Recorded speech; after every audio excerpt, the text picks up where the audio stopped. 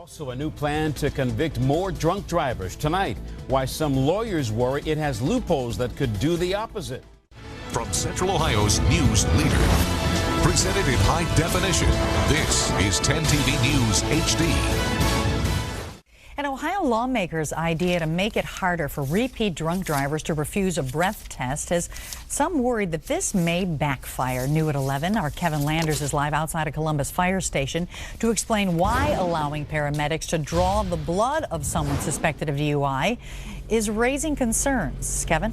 Well, right now, only blood tests taken by a doctor or a nurse are admissible in court when it comes to drunk driving tests. Now, one lawmaker wants to add paramedics to that list, a move that some say could create an unintentional loophole for repeat drunk drivers who want to avoid prosecution.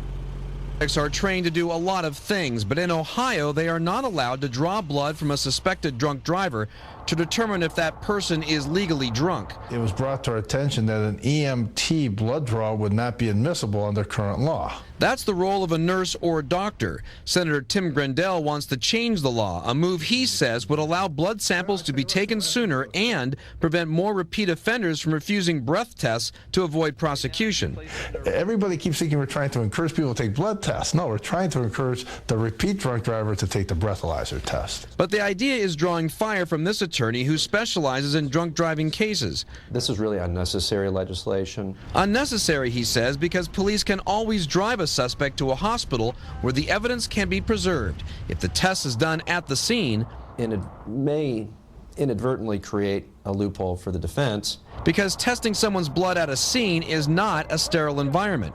Koffel argues there's also the issue of taking paramedics off the street to testify in court, leaving a city without enough medical responders. They're going to sit in court and they're going to wait in court.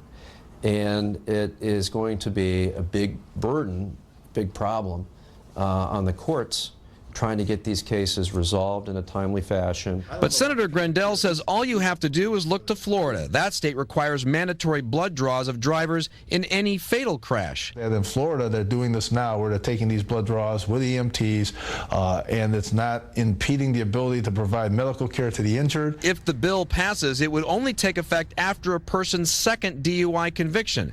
In Ohio, you're not a repeat drunk driver until after your second offense.